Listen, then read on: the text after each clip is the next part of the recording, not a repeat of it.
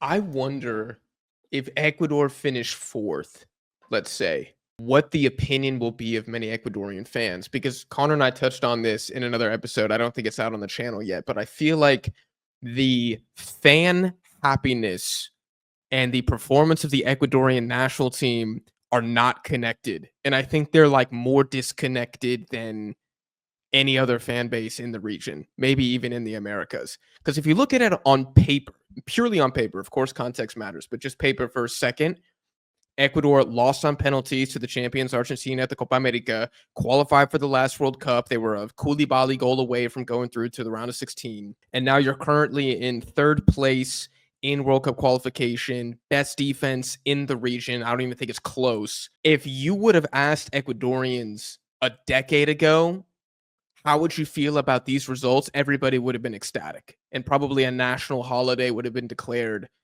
on the birthday of whoever the manager was.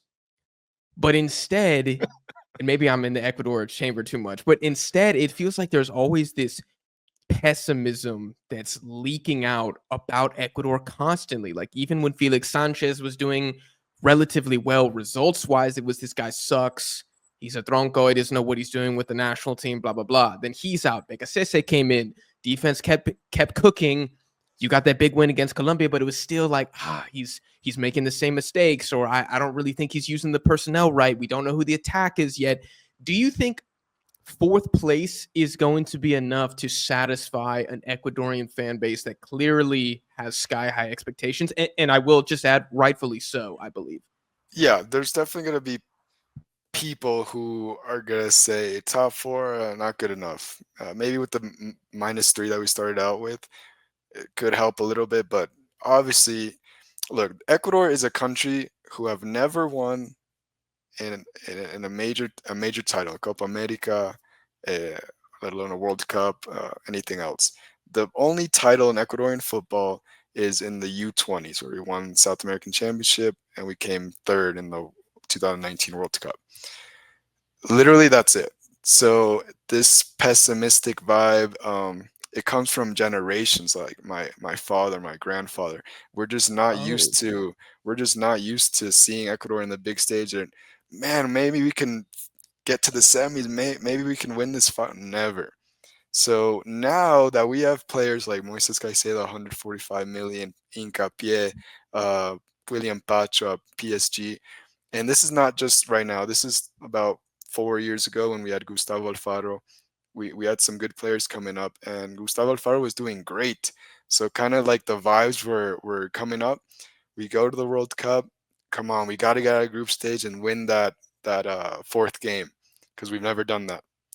Um, and to lose in the way we did to Senegal, and not just it's the goal minute last minute by Koulibaly, which sucks, but the way we came out the first half, I don't know if you guys remember that the game before we played Netherlands and tied 1-1 and Gonzalo Plata hit the post. We could have won that game. you should have And beat them. Yeah. so to with the game that we played there and then to play the way we did against Senegal with like two center mids. There wasn't a defensive mid really. It was bad. And Senegal, who's a team who attacks from the wings, it was just bad from the start. And kind of like everyone in the country was like, okay, here's Ecuador again, like doing the same thing. So we sack Alfaro, and then what do? We sign Felix Sanchez, who literally was only at Barca Academy and didn't have any good career move. So he comes to Ecuador, he gets paid. It's obviously his best career move ever, but we're trying to play like a possession style in Ecuador and all of South America. That you have to play the way the country has played like since the 30s.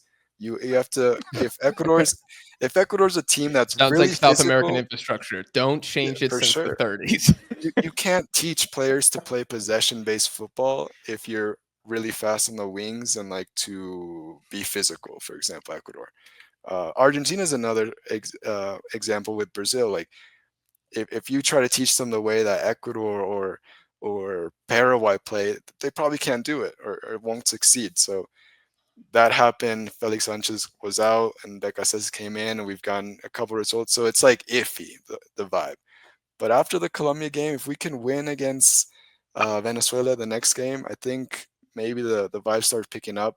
Obviously, a top four finish, some people won't be impressed, but I'd say those are the people with less ball knowledge. Okay, so I I think we think should And be there good. are many. Yeah. I do think they do need a really big statement win as well. I think them trying to get the results against a Brazil or an Argentina that, I think even for, I don't want to go back to Paraguay, but I'm doing it anyway. But I feel like those kind of games are always the ones that perhaps really give a country that kind of clouts and whatnot, because, it's all good and to beat, the teams like a Bolivia, like a Chile, and, many other countries. But I feel like, as cruel as it sounds, those big results against those big teams really jump you up in terms of respect. And I think, countries need that. And then when it does come to those big tournaments, yeah, I think that kind of helps them feel more motivated and say, hey, we've done this, we've done that we can feel more motivated to take on the Europeans or the Africans or the Asian teams, to be like, yeah, we can do this. So I think it is that as well. But I don't know, Martin. I mean, do you feel that maybe the expectations have just been too much, that maybe, some fans or even yourself or even us, we just need to be like, this is as good as they get, and we just need to appreciate it. Well, talking about the golden generation that is these players that I've mentioned, basically every player I've mentioned besides the goalie and Ender Valencia, they're all 26 years old and under. So this is a team that could stay solid until 2030, even 2034. Because there's some players that are 20, 21 years old.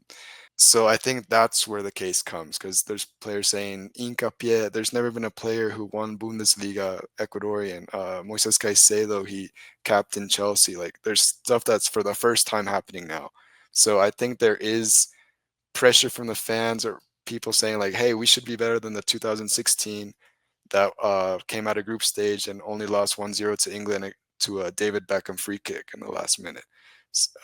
So that's kind of like the goal. We're trying to get to the top 8, which is so hard in the World Cup, but I think that's the expectation for Ecuador for real. Yeah. Yeah. I think the biggest stigma that's weighing on Ecuador, especially based off of what you were saying there, like the expectations of the fans, going back to your dad and your grandfather. My dad and my grandfather both were alive for all three of Argentina's World Cup victories, right? There was a stretch between, I think, what, Batistuta's Copa America, where it was running like 20 plus years. I didn't witness Argentina winning a trophy my entire life until our first Copa America and these most recent World Cup, next Copa, 28 etc. years, 28 years since 20, that. 28 years.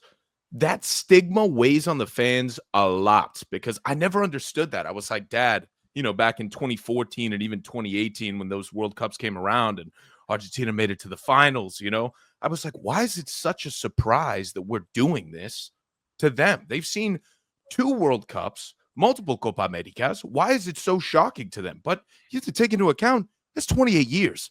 That weighs a lot.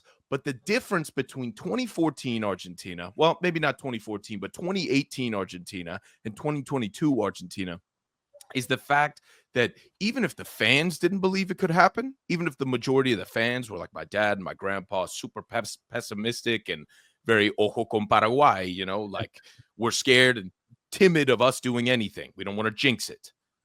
What matters is that the guys believe they can do it.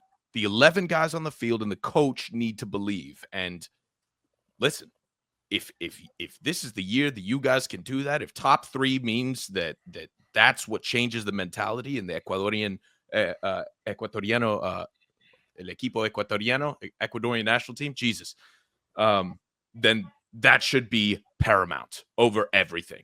Over everything. I think you are one step away from being a truly world-class threatening team that nobody can take down from that peg. But The that's a issue, big step. the issue that I do have, of course, and there is this fear, and I look at to like someone like Colombia, for example. They've been enjoying their success for quite some time. I say success in the sense that they're going to World Cups. They're, doing significantly well in competition. They made it to the final of the last Copa America. But, you know, I feel like even for them, and I'm sure all of you guys know Colombians, we all have our friends that are fully into soccer that like that. Maybe they feel as if though that hype where, okay, we have someone like James Rodriguez doing it at Real Madrid, Falcao top goal scorer at Atleti and all of Europe and all these great players playing across the leagues. But they didn't make that big jump towards silverware in that sense. And I think that might be my thing with Ecuador too, is that will that hinder them a bit that when the time comes for a big competition, I don't want to use a brutal word, but I think it's okay to use in this sense that they choke and they feel like that pressure just gets too much to them. That be it another World Cup or another Copa America, that if they don't do it, then the criticism just going to go. It's going to go sky high, and we see that with so many different national teams that have had huge expectations to do something, and they fall flat on their face. 100%. And I would like to jump in here real quick if I can. I think, Connor, the biggest reason that I would attribute to Argentina's success at the World Cup was the fact that they finally got the monkey off their back and won a Copa America. So, like, the curse was broken, right? If Paraguay's cursed, if Colombia's cursed, if Ecuador's cursed, if Argentina was cursed, I think every fan base is cursed if you've gone like 10 years without a trophy. You have to break the curse to get that belief. Mm-hmm. Now, I think the other way that you could potentially break the curse is if you start accruing massive statement wins. I think, Roberto, you touched on something that's interesting because you said that Ecuador probably need a few more. And I kind of agree. But if you look at this current cycle and how they did last time, I think hands down Ecuador's best win last time, 6-1 Colombia, like match week 3 or whatever it was, hands down. The rest of the cycle, they didn't really beat anybody that good. They beat up all the small teams, got draws against the good teams, or lost 1-0. In this cycle, we got 6 games left to go. They've beaten Uruguay and they've beaten Colombia at the Barranquilla.